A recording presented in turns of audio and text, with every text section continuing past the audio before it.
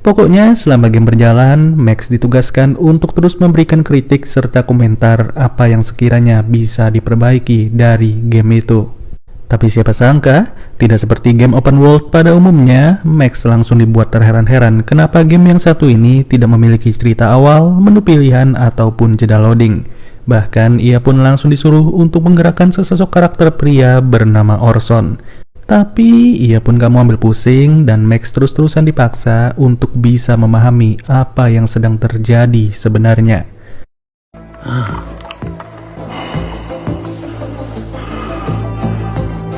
No menu, no option.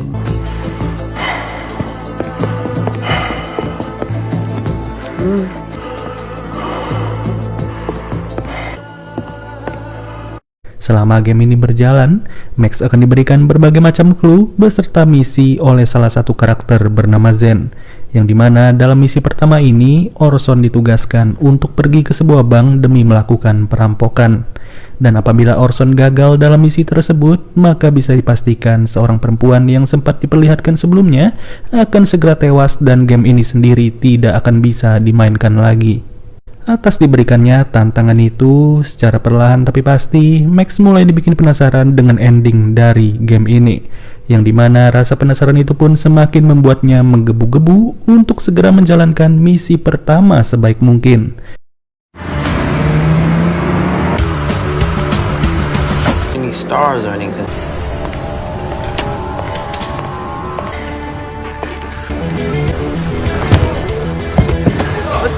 How the hell am I supposed to get in there undetected?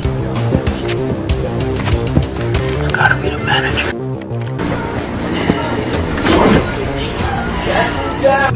How do I talk to people?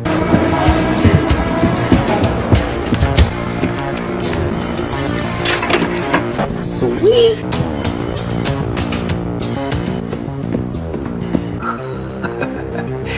Yeah.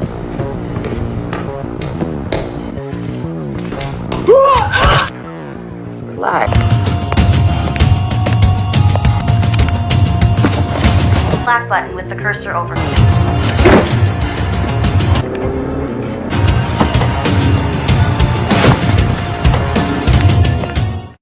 Dan sesuai dugaan, sebagai gamer sejati, misi tersebut tidaklah terasa sulit sama sekali, yang bahkan Max berhasil melalui itu semua dengan begitu sempurna. Namun, rasa bangga itu pun harus hilang dalam sekejap setelah Max mulai merasa aneh kenapa game yang ia mainkan ini tidak bisa di-pause sama sekali. Tidak hanya sampai di situ, ia juga dibikin kaget atas sebuah pemberitaan yang baru saja tersiar di televisi. Lebih tepatnya, berita tersebut mengatakan bahwa adanya laporan mengenai perampokan sebuah bank oleh seorang pria bernama Orson. Diketahui dari para saksi yang ada, pria tersebut bernama Orson Creed dan ia adalah mantan pegawai dari perusahaan game Sentinel. Atas tersiarnya berita itu, sudah jelas seluruh pikirannya Max pun mulai kacau dan ia tidak pernah menyangka kalau pengalaman bermain game akan berujung seperti ini. Bagaimana mungkin seorang manusia dikontrol secara real time yang bahkan seluruh tindakannya benar-benar terhubung dengan dunia nyata. Begitupun halnya dengan sosok dari Zen yang baru saja dilihat Max sebagai NPC. Namun nyatanya, sosok Zen bukanlah sekedar NPC, melainkan ia memang merupakan seorang manusia asli yang keberadaannya bisa ditemui secara langsung. Tapi siapa sangka, Max sama sekali tidak diperkenankan untuk mematikan konsolnya ataupun meninggalkan game tersebut selagi belum selesai. Apabila kedua opsi itu memang betul-betul dilakukan oleh Max, maka nyawanya sendiri akan segera hilang pada saat itu. Akan tetapi, kedua pilihan tersebut memang tidak akan pernah bisa dipilih oleh Max, dikarenakan Zen baru saja mengirim 2 juta dolar ke rekeningnya secara cuma-cuma. Yang sudah jelas, bayaran itu pun langsung membuatnya berpikir 2 kali untuk memainkan game tersebut. Dan setelah cara kerja dari game ini sudah terbongkar, scene pun langsung menunjukkan bahwa Max sedang mengendalikan si karakter utama alias Orson. Kali ini Orson ditugaskan oleh Zen untuk mendatangi sebuah sekolah dan menghabisi seluruh murid yang ada di sana. Tidak lain tidak bukan, misi itu hanya dianggap sebagai pengalih perhatian agar seluruh pemberitaan tertuju ke sekolah itu. Text. Okay, there's a shooter in the building. The authorities are about... Good God, this guy's annoying. Clock starts now. I'm not doing this. No.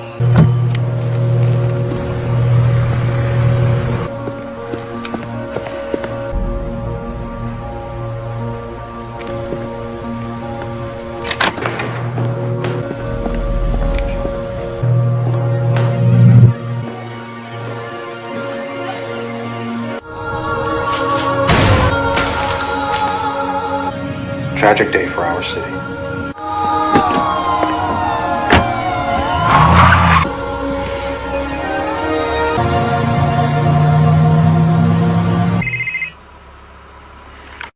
Hanya saja, pada posisi seperti ini, Max jauh lebih pintar daripada Zen yang cuma bisa ngoceh serta memberikan berbagai misi.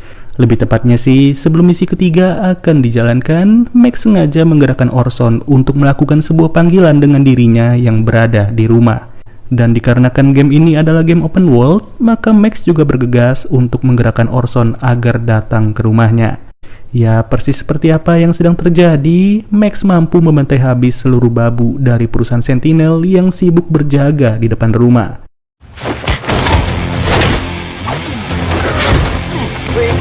You don't want them? This, huh? Kincaid ordered not to shoot you anyway!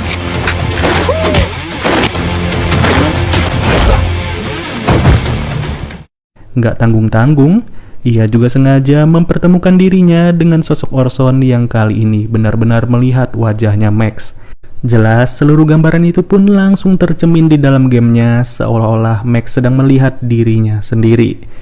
Di saat yang bersamaan, Max mulai merasa penasaran dengan identitas dari Orson yang sebenarnya. Atas rasa penasaran itulah, Max langsung memohon kepada Brenda alias si technical support untuk mengaktifkan tingkat kesadaran Orson. Beruntung, Brenda bukanlah pegawai yang takut dengan atasannya dan permintaan Max pun langsung segera dituruti. Tapi ya kembali lagi, dikarenakan Orson masih dikendalikan sebagai karakter game, jadinya ia pun hanya mampu berbicara saja untuk menyampaikan beberapa informasi. Salah satunya adalah tentang kamera pemantau yang berada di setiap barang pemberian dari Sentinel kepada Max. Luar biasa bukan? Dikarenakan sudah terlalu nyaman dengan pekerjaan ini, Max pun tidak sadar lagi kalau tempat bekerjanya tidak sebaik seperkiraannya. Lalu, Max yang lagi sibuk memeriksa seluruh barang pemberian pun malah nggak sengaja melihat sebuah chip yang berada di lehernya Orson. Dari situ, Max mulai memiliki ide cemerlang dan ia sengaja membawa salah satu jasad pesuruh dari Sentinel untuk masuk ke rumahnya. Tapi sayang, Max yang sudah berani melepas seluruh kamera pengintai pun harus menerima kenyataan pahit dari Kincaid. Yang dimana, Brenda sebagai technical support harus ditembak mati setelah ketahuan memiliki hubungan spesial dengan Max alias pacarnya. Ya, mau bagaimana lagi ya? Nasi sudah menjadi bubur, rencana harus segera dijalankan dengan karakter pengganti yang tidak diketahui oleh Kincaid. Kali ini, Orson akan berjalan terpisah dengan Max, sedangkan Max sendiri akan terus mengendalikan karakter buatannya.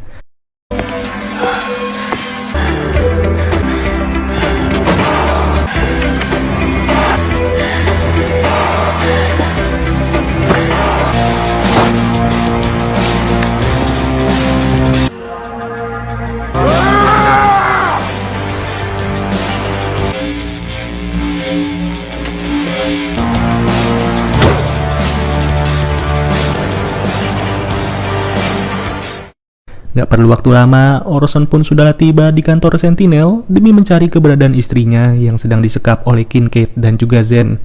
Awalnya, Orson berniat untuk datang ke kantor ini dengan cara yang sopan serta baik-baik. Namun tingkah laku Zen yang mulai duluan pun langsung membuatnya hilang kesabaran secara drastis. Tidak peduli lagi mau menghadapi siapa saja, Orson berhasil membantai habis mereka semua tanpa perlawanan yang berarti.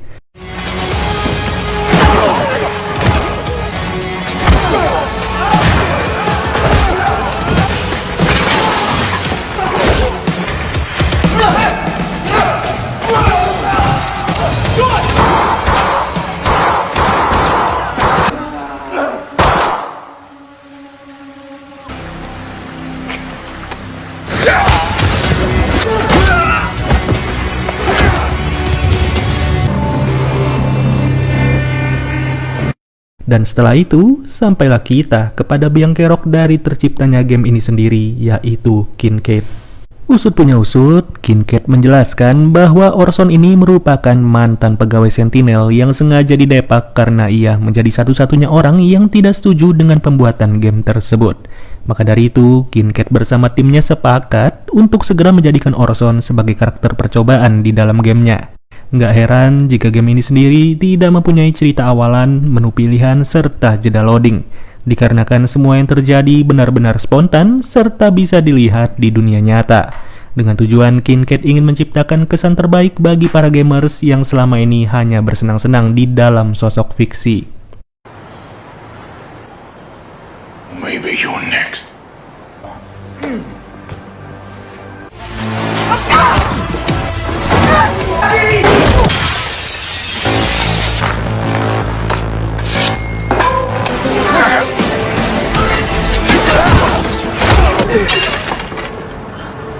Beruntung, pada momen yang panas itulah, Max sudah datang tepat waktu dan ia pun juga berhasil membunuh Kincaid yang selama ini sudah memberikannya bertubi-tubi penghasilan.